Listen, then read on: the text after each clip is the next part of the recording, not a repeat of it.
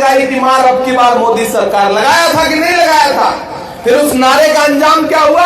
जो petrol diesel 58 रुपए litre था वो 100 के पास पहुंच गया। जो गैस सिलेंडर 400 का था वो 1000 के पार पहुंचा दिया।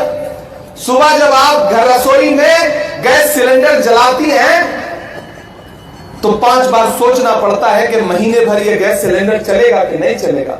आप जब सुबह सब्जी बनाने के लिए कढ़ाई में तेल डालती हैं तो जो तेल 70 रुपए लीटर था वो 200 रुपए के पार पहुंचा दिया रसोई का तेल। और ये नारा लगाते हैं बहुत हुई महंगाई की मार अब की बार मोदी सरकार। अध्यक्ष महोदय, एक दिन भाजपा के नेता भाषण दे रहे थे पार्लियामेंट में कि हम महंगाई कम करेंगे, हम गरीबों के हिमायतियों में खड़ा हुआ।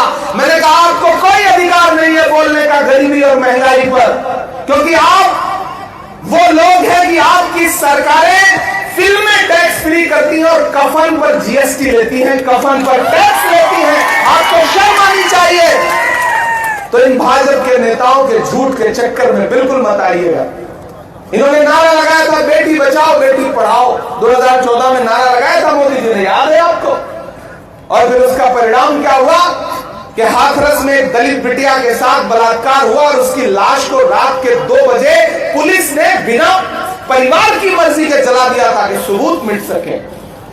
इन्होंने नारा लगाया था बेटी बचाओ बेटी पढ़ाओ, लेकिन ओलंपिक मेडल लाने वाली बेटियां दिल्ली के जंतर मंतर पर जब इंसाफ मांगने के लिए बैठी तो मोदी जी की पुलिस ने उन बेटियों को सड़क पर किस बेशर्मी के साथ घसीटा था पूरा देश जानता है। मोदी जी ने नारा लगाया बेटी बचाओ बेटी पढ़ाओ और लाल किले की दीवारों में खड़े होकर 15 अगस्त को भाषण दिया महिला सशक्तिकरण पे। वो भाषण देने के महज 2 घंटे बाद उसी दिन गुजरात में बिल्किस के बलात्कारी जो सजा काट रहे थे न सिर्फ रिहा किए गए बल्कि उन्हें मालाएं पहनाई भाजपा के नेताओं ने। महाराष्ट्र अपनी अस्मिता की लड़ाई लड़ रहा है। मेरा सौभाग्य है कि मैं राज्यसभा में महाराष्ट्र का प्रतिनिधित्व करता हूं।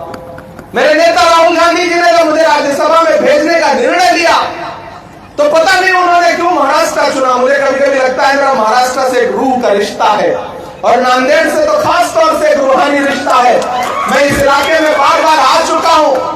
अब मैं वहां आपकी नुमाइंदगी करता हूं, आपका प्रतिनिधित्व करता हूं और आपको यह भरोसा भी दिलाता हूं कि राहुल जी के जो उसूल हैं, मोहब्बत की दुकान, हम उसके अगुआ हैं, हम लोग उसको लेके आगे बढ़ेंगे।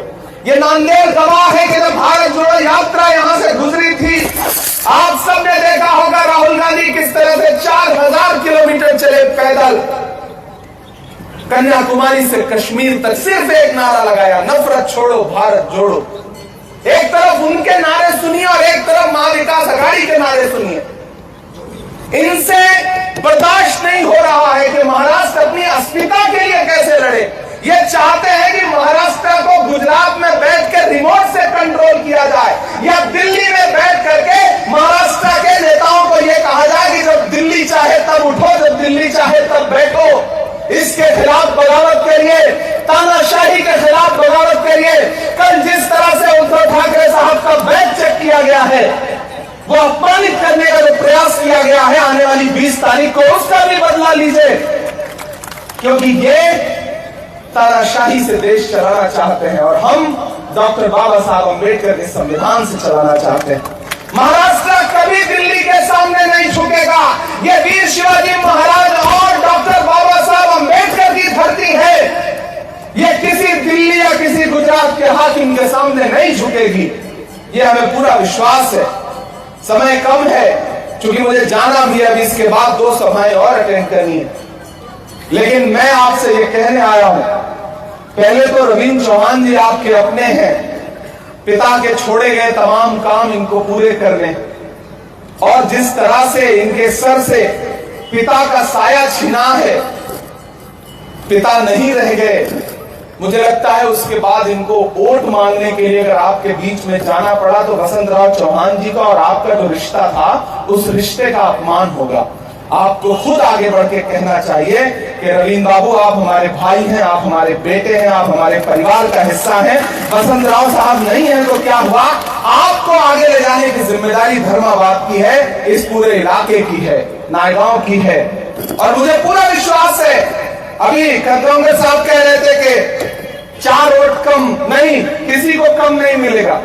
कंपटीशन होना चाहिए कि जितना मीनल ताई को वोट मिलेगा उतना रविंद्र चौहान साहब को वोट मिलेगा। आप घर से निकलोगे एक ही पोलिंग बूथ पर आपको एक साथ 2 वोट डालने हैं और दोनों हाथ का पंजा है।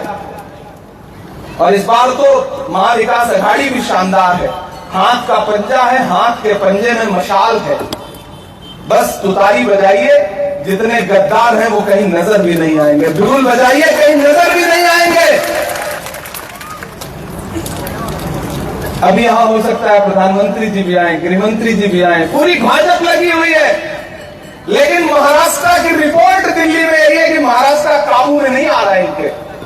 हम तो जहां जा रहे हैं महाराष्ट्र का व्यक्ति यही कह रहा है कि आने दीजिए, निपट लेंगे इस बार। हम तो जाके उनसे कहेंगे कि साहब गमों की आंच में भी मुस्कुरा कर चलना पड़ता है। ये दुनिया है, यहाँ चेहरा सजा कर चलना पड़ता है। तुम्हारा कद मेरे कद से बहुत ऊंचा सही, लेकिन चढ़ाई पर कमर सबको झुका कर चलना पड़ता है। चलना पड़ेगा आपको। मीनल ताई आपकी अपनी प्रत्याशी है, आपकी कैंडिडेट है और एक बड़े परिवार की विरासत को लेकर के आपके बीच में है। आपने कई बार हमारे अध्यक्ष महोदय को यहां से चुन करके भेजा है और इन्होंने बड़े मेयार के साथ, बड़ी डिग्निटी के साथ राजनीति की है। मैं आपका खासदार हूं, ये मेरी खुशनसीबी है।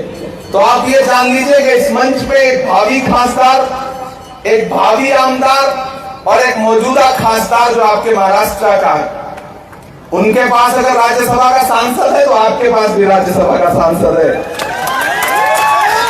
मैं आपको भरोसा दिलाता हूं कि धर्माबाद के लिए, नायगांव के लिए अगर इन 2 निधियों को मिला के कभी निधि कम पड़ेगी तो मैं अपना ब्लैंक लेटर पैड इनको दे दूंगा कि जो लेना हो ले लीजिए, क्योंकि आपका अधिकार है मेरे ऊपर। आपने मुझे चुन करके, आपने मुझे सांसद बना करके देश की पार्लियामेंट में पहुंचाया है। अंत में चूंकि समय कम है, जाते जाते कविता नहीं सुनाऊंगा तो आप नाराज हो जाएंगे कि नस नहीं सुनाया। आप थक तो नहीं गए, पिछले कई घंटे से बैठे हैं, मुझे लगना चाहिए कि आप थके नहीं। मैं आजकल जब भी पार्लियामेंट में उनके सामने खड़ा होता हूं ना, तो बस उनको उनके नारे याद दिलाता हूं। मैं उनसे कहता हूं कि आपको याद है जब आपने 2014 में कहा था कि भाइयों बहनों, देश के खजाने की चाबी मुझे सौंप दो, मैं देश नहीं लुटने दूंगा, चौकीदारी करूंगा। जब मैं उनको याद दिलाता हूं तो वो नजरें नीची कर लेते हैं। मैं तो देश की पार्लियामेंट में भी उनसे पूछता हूं और यहां भी खड़ा होकर पूछ रहा हूं कि कहां सोया है चौकीदार। वहां पीछे तक जो लोग खड़े, देखिए चुनाव सिर्फ नाम का नहीं लड़ा जाता, हौसले से लड़ा जाता है। जंग में कागजी अफराद से क्या होता है, हौसला लड़ता है तादाद से क्या होता है। आज से सिलेक्शन को राहुल गांधी बन के लड़िए, उद्धव ठाकरे साहब बन के लड़िए, शरद पवार जी बन के लड़िए, इमरान प्रतापगढ़ी बन के लड़िए, स्वर्गीय वसंतराव चौहान जी बन के लड़िए सिलेक्शन को। ऊपर कहीं उनकी आत्मा, उनकी रूह आज यहां जब इतने लोगों का समर्थन करते हुए देख रही होगी रविंद्र चौहान को, मीनल ताई को, तो उन्हें भी बड़ी संतुष्टि मिल रही होगी। मैं कविता पढ़ता हूं कि कहां सोया है चौकीदार, कहां सोया है चौकीदार, विजय माल्या नाक के नीचे से हो गया फरार। कहां सोया है चौकीदार, कहां सोया है चौकीदार, के चाय बेचने वाला पूरा भारत बेच रहा है। बेच रहा है कि नहीं बेच रहा है? एक दिन पार्लियामेंट में भाषण दे रहे थे, बोले बताओ कांग्रेस वालों 70 साल में क्या बनाया।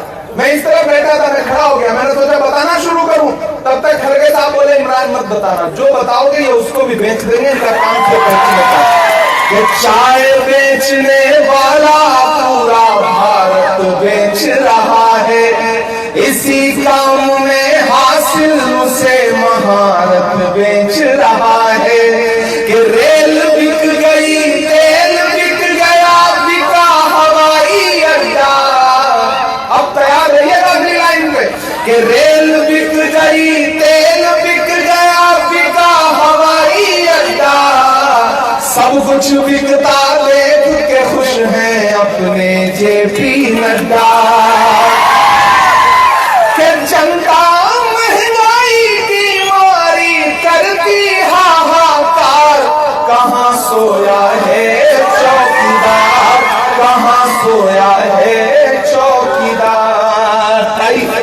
आप इधर आइए, एक तरफ ताई और एक तरफ भाई। मुझे निराश तो नहीं करिएगा, मुझे मायूस तो नहीं करिएगा। आने वाली 20 तारीख को अपना एक एक वोट लेकर के घर से बाहर निकलिए। आमदार के लिए हाथ का पंजा, खासदार के लिए हाथ का पंजा, दो जिताइए, एक साथ में फ्री पाइए। इससे अच्छा ऑफर कुछ नहीं हो सकता। एक लोकसभा का जिताइए, एक असेंबली का जिताइए और एक राज्यसभा का साथ में फ्री पाइए। जब भी जहां भी जरूरत होगी मैं